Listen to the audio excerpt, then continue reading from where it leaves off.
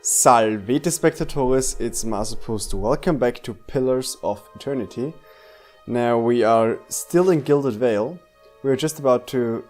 Now, did we go into Ingrids House? Yeah, this was the guy that said his brother was killed by a bear. So we're going to check this out. I think this is the street to the north. So we should go back to the Vale, where bandits and stuff were, and there we could... I'm pretty sure we can take on the bear with one mage and 2 melee fighters. Should be no problem. I know there's still the other issue with the high wall I cannot climb. And I'm not sure if I found some problem solving. Don't think so. Maybe with high athletics? Where was it? Here. Examine it more closely, scale it. Ooh! The crumbling wall is of considerable height, even now, and its uneven surface promises a difficult climb. Ask Adair to climb up. Adair finds a handhold upon one of the large stones and starts to climb. Despite a few loose rocks and awkward angles, Adair makes swift progress. Ooh, and quickly arrives at the top. Haha, I knew it! Athletics 5, so if you have 5 of them, you can get up there. Once there, Adair helps you up and over the side. Excellent. So there is a corpse. Yeah. And berries. He has a leather armor, nothing special. Oh no, we have camping supplies. Scrolled letter. I do not think you will ever see this, but you were right, Fulvano. We should have journeyed south together and been safer for it. I would tolerate all the gloating in the world if I might live to hear it. I have put myself out of reach of the beasts circling below, but I'm done for all the same. I do not think I will rise again. Whoever finds this, pray for me. Perhaps in the next life, I shall be a trapper of wolves. So this guy believes in afterlife. And Fulvano's gloves give 2 dexterity. Okay. So it's good in attack too. These gloves are said to have belonged to Fulvano, who often found himself in need of some protection as he climbed harsh terrain and maneuvered through forests. While thick enough to provide some warmth, they are meant first and foremost to be flexible enough to not hinder delicate tasks. The Valian explorer Fulvano was known as an eccentric who wished to see the world. Okay, so let's grab this. We will keep leave the camping supplies here, and once we fought the bear, I will use them. I wonder if we can upgrade this stash to hoard more camping supplies. I will put on the gloves, so that's sad, there's no indication. No.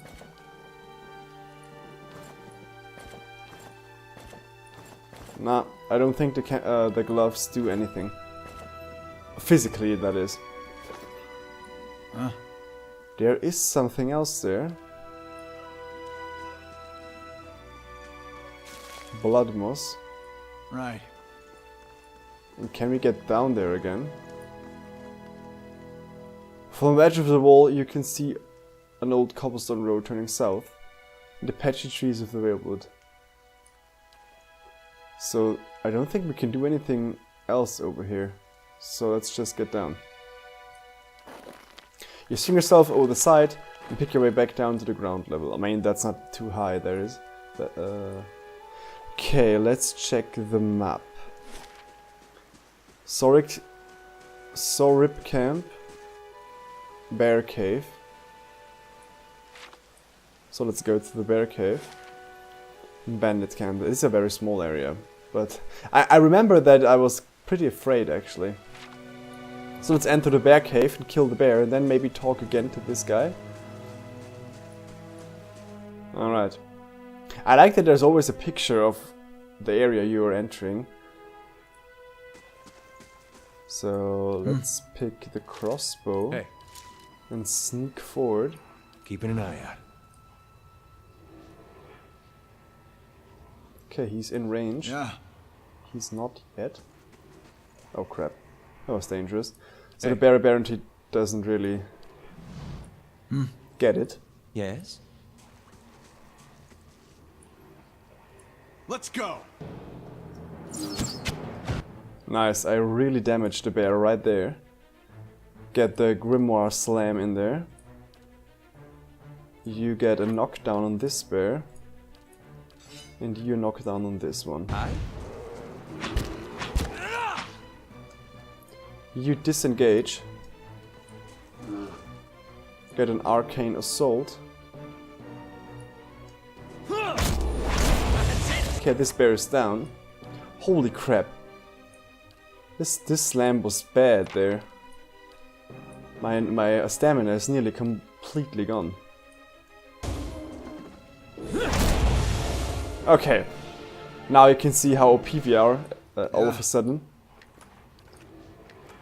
Bear hide. I think we can sell this. Here's something. Cave corral. So what else do we have here?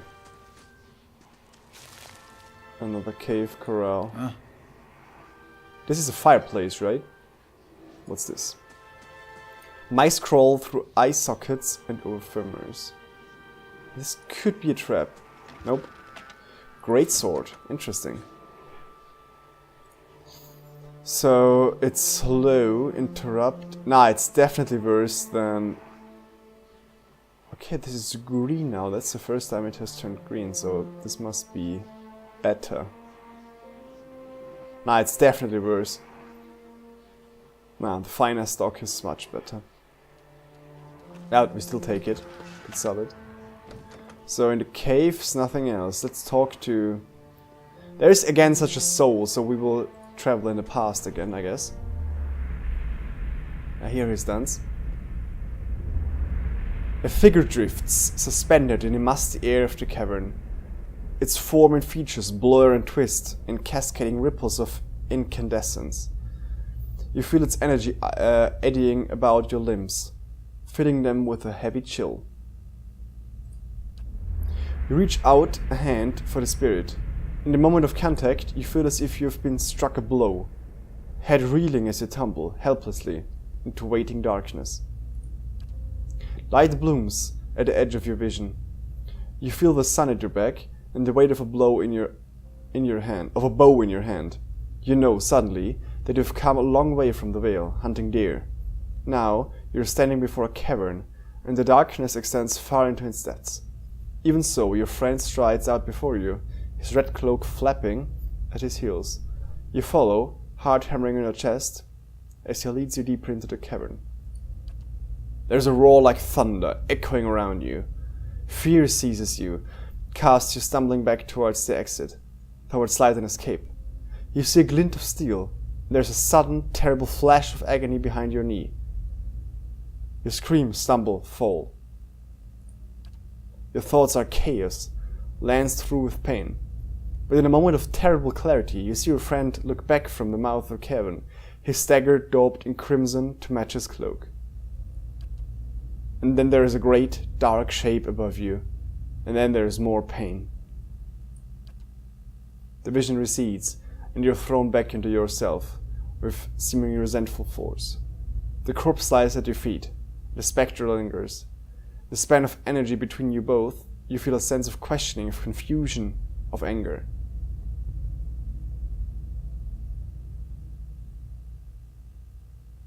I met him on the road, your friend. A sudden, lashing anger emanates from the spirit. Rage and grief seem to pour from the gleaming figure like smoke. I'll find him and see that he answers for what he's done to you. For a moment, the spirit seems to burn, bright, and your head fills with a sickly triumph. The spirit seems to weaken with the force of its own exaltation, growing fainter and fainter, until you're alone once more. confront Nonton. Yeah, we definitely do that. Sure. Interesting. So there was nothing really much for us here, but loot-wise, but the sudden change of this. So before we even, interestingly enough, Norton even told us to go there and check it out, or something like that, I think. So why would he do that? Alas, there's no question that he lied, because... You must gather your party before venturing forth.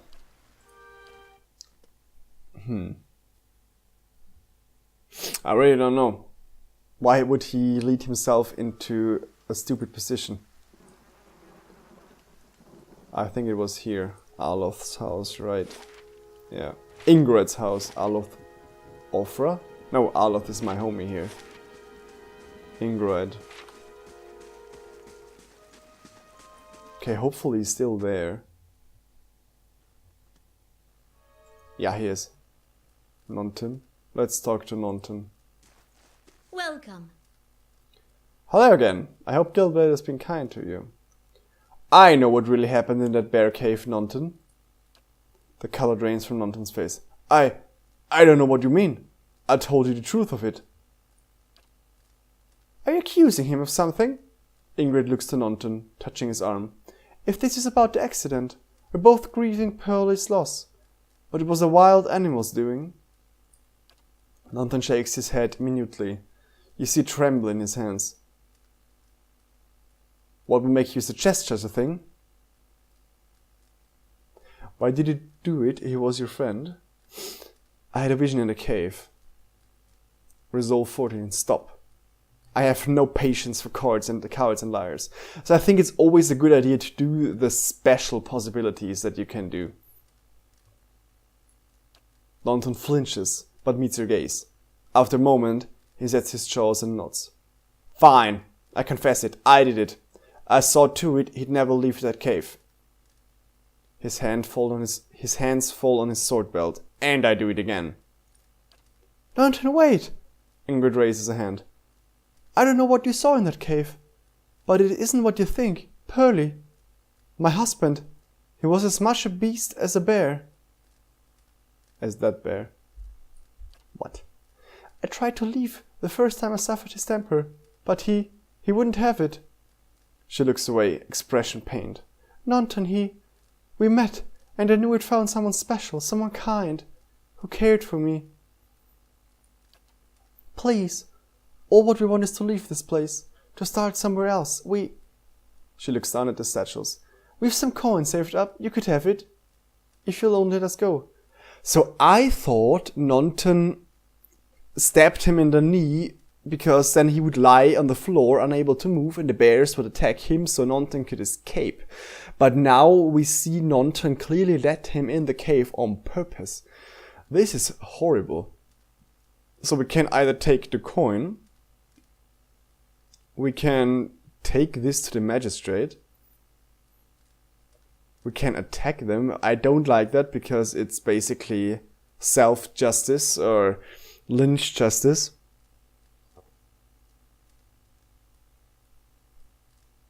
We can basically do nothing. I am a righteous man, right? So, no, whatever your reasons, you caused a man's death. I'm taking this to the magistrate. We don't have a single point of proof that Pearlie was in any way responsible for his death. And even if he, I don't know, mistreated Ingrid, it's not a reason to kill him by wild bears. I think it's one of the most horrible deaths of all. I don't know what you think you'll tell the magistrate. A story about a dream you had. Nonton sneers. But you won't take this from us.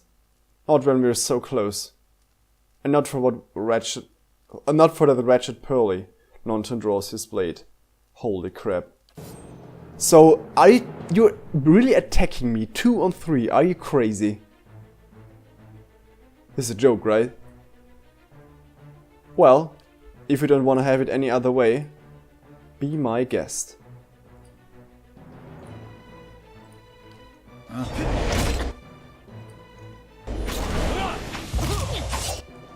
Okay, Nonton died. There's that. And Ingrid will be going down as well. Well, it was your fault. Vengeance from the grave. It really was. So we get a standard sword. And a dagger. Ooh, minor ring of deflection. Insta-loot this shit. Okay, we already have one. Deflection 5. He has the Gon's Pledge. He has nothing. Let's do this. Excellent. Huh. Nice. If I take her clothing, she only has on the small clothes. Okay, I already looted that, right? Okay. Yeah. So we just killed 2 people. I didn't attack them, they attacked me, so I have no bad feelings about that at all. Nonton seemed to be a terrible guy. Okay. So there's that. I think next I want to check out the mill here. It's still night. I wonder if it's raining and bad weather there just all the time. I want to leave this place. This is really bad. What's going on here? We know there's more grain there, Trumbrel. We won't settle for scraps while you grow fat on our crops. A muffled shouting emerges from inside the mill. The first of you drunkards come through that door gets a shot between the eyes. Gods hear me, Swainer. I'll put you down like a dog. Come away now. Come away for now, lads. But we'll be back, Trumbull. And we have fair prices, or by the flame we'll have a reckoning. Investigate the food. So apparently they all carry weapons. Okay, they're gone now. So I guess we can enter the mill. There's something to loot, I guess. Yep.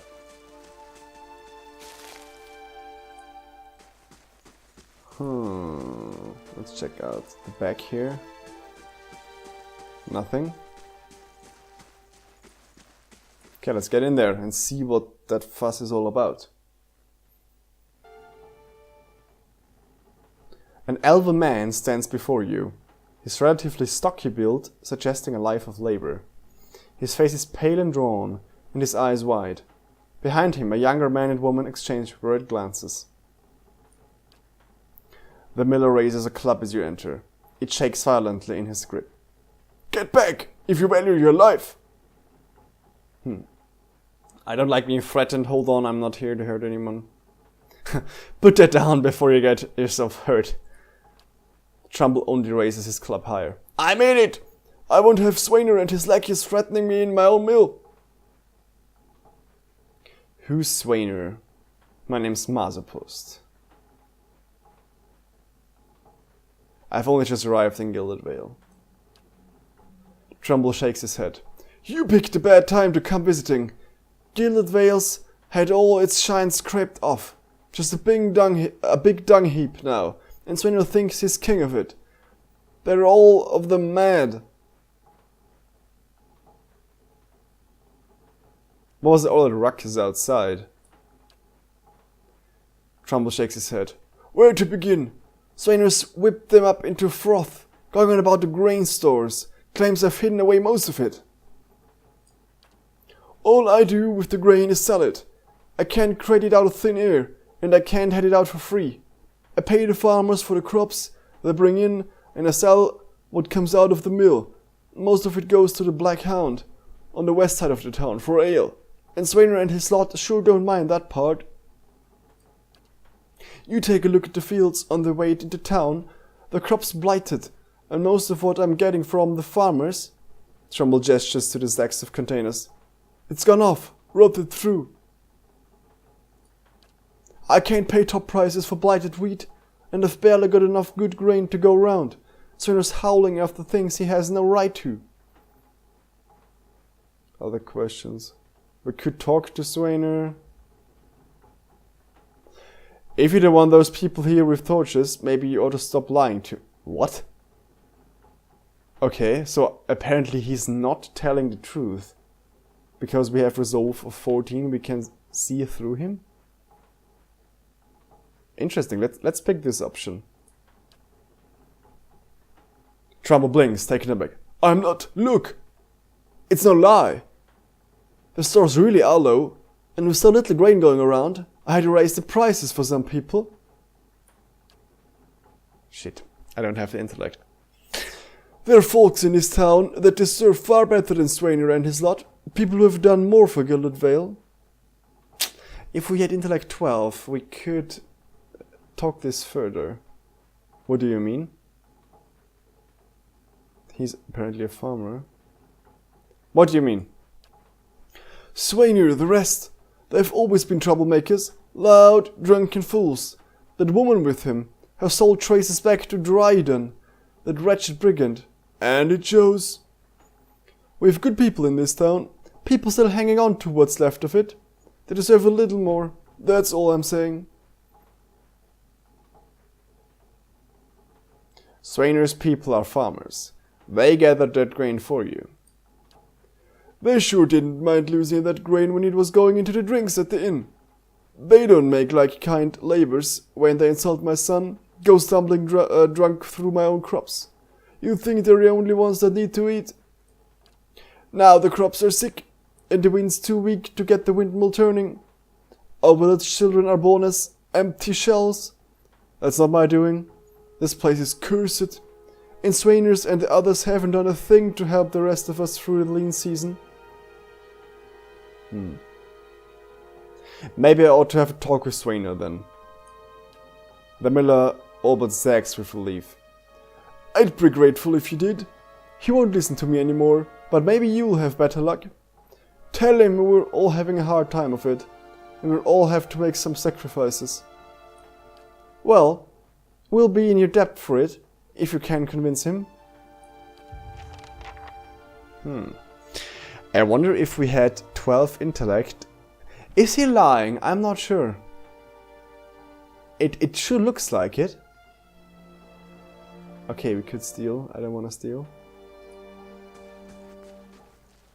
A rancid stench rises from this grain. It's mushy and mottled with green. So that's not good.